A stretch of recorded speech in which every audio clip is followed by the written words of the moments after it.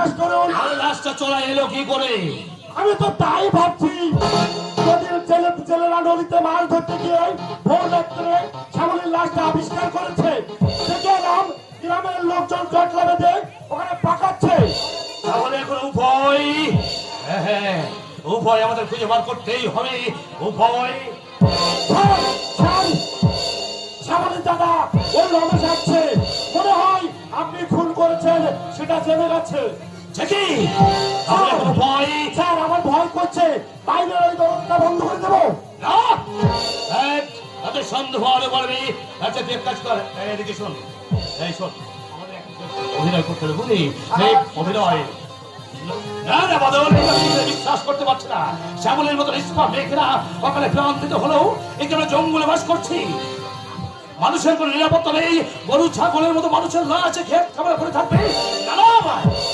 যেমন করে হোক শ্যামলের খুনিকে আমাদের খুঁজে বার করতেই হবে।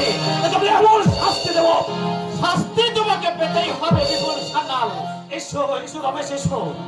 এতক্ষণ তোমার কথা বলছিলাম, একটু আগে শুনলাম শ্যামলের লাশ নাকি নদীর চূড়ায় উঠেছে। খুব আশ্চর্য হয়ে যাচ্ছ। আশ্চর্য হবো না, শ্যামলের মতো নেই। আহা, আমাকে দাদা দাদা বলে গান, অথচ সেই শ্যামলী আমাকে আর কোনোদিন দাদা বলে রাখবে না। এই যে আমার ভাবতে কত কষ্ট হচ্ছে, আপনাকে বোঝানো হতে পারবো না। একবার শেষবারের মতো শ্যামলীর লাশটা যাবো, ওই নিশ্চয়ই যাবো। আর শুধু গেলেই হবে না, শ্যামলের খুনিকে আমাদের খুঁজে বার করতেই হবে। তাকে আমরা এমন শাস্তি দেবো যা দেখে আর কোন শয়তান এমন কাজ করতে সাহস না পায়। ছলনার আচ্ছায়নে নিজেকে তুমি সাজাতে পারবে না। তোমার শয়তানি মুখোশ আজ আমি খুলে দেব। তুমি তুমি খুনি, তুমি আমার বোন শ্যামলীকে খুন করেছো। শুধু তাই নয়, তোমার জৈবিক ক্ষুধা চরিতার্থ করার জন্য তাকে তুমি এসব কি বলছো তুমি? আমি তো কিছুই বুঝতে পারছি না। বুঝতে পারছো না শয়তান? আমি কাল রাত্রে বাড়িতে ছিলাম না, আর সেই সুযোগ নিয়ে তুমি তাকে ধরে নিয়ে রাতের অন্ধকারে তুমি খুন করেছো। রাতের অন্ধকার হলো নয়ন খুঁড়ো তোমাকে চিনতে এতটুকু ভুল করে। নয়ন খুঁড়ো, নয়ন খুঁড়ো কথা বলছো তুমি?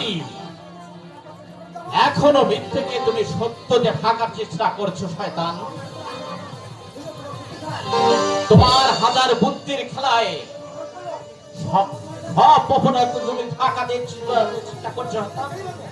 তোমার শয়তানি মুখোশ আজ আমি ছিঁড়ে দেব।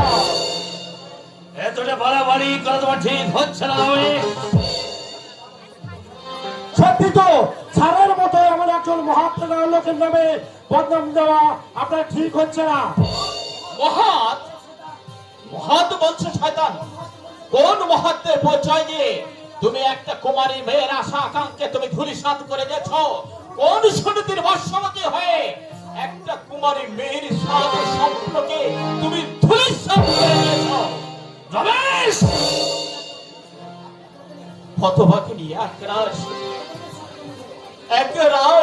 রূপ নিয়ে গরিবের সংসারে জন্মেছিল, আর তার জন্য কি তোমার জিজ্ঞাসার হাড়ি কাঠে বলি হতে হবে? কেন কেন তুমি তাকে বাঁচতে দিলে না? কেন কেন তুমি তাকে দুষ্ট কীটের মতো ধ্বংসন করলে? কেন কেন আমার আদরের বোনকে আমার হাত থেকে তুমি কেড়ে নিলে? কেন কেন কেন? উত্তর তোমাকে দিতেই হবে। উত্তর আজ আমি আদায় করবই। তুমি আমার বোনকে খুন করেছ। তোমার বুকের কাঁচা রক্ত দিয়ে আমার বোনের বিরুদ্ধে হত্যার আমি রক্ত চাই, রক্ত রক্ত চাই, রক্ত।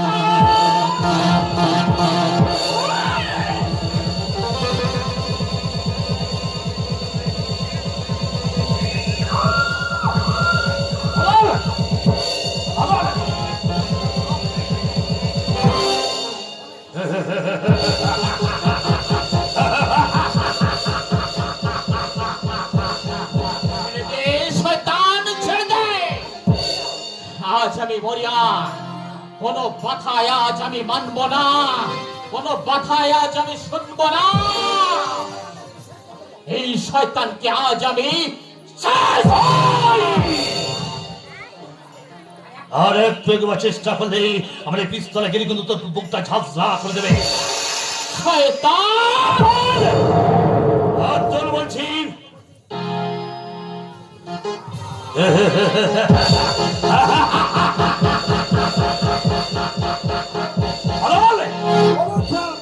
এই জানে ওর হাত দুটো বেঁধে ফেল।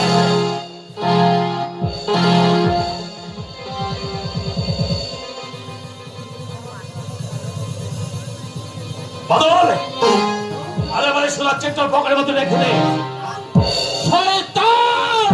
সবাই বৃথায় আস্ফলন করছো। সিংহের খাঁচায় যখন প্রবেশ করেছো তখন শাস্তি তোমাকে পেতেই হবে। যা ওকে থানায় নিয়ে যা। আমি বড় বাবুকে ফোন করে জানিয়ে দিচ্ছি দুর্বৃত্ত চুরি করতে এসে বাবার সবাই ধরা পড়েছে। চল চল থানায় চল।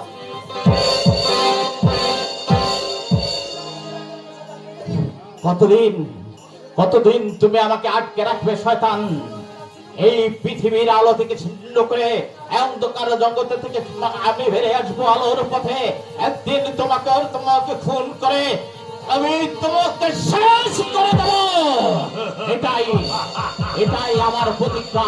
এই খুন ধরা সমাজ, এই সত্য নেছি রাষ্ট্রযন্ত্র, এই বন্থা নীতির বিরুদ্ধে আমার জেহাদ। যারা প্রতিবাদ আমাকে হেনস্থা করেছে, হিংসা করেছে মানুষদের, তাদেরকে আমি কিছুতেই রেহাই দেব না। কৌশলে আমি তাদেরকে রিক্ত করে দেব। তবেই আমার নাম রমেশ চৌধুরী। একটা সামলে গেছে যা, আর 5টা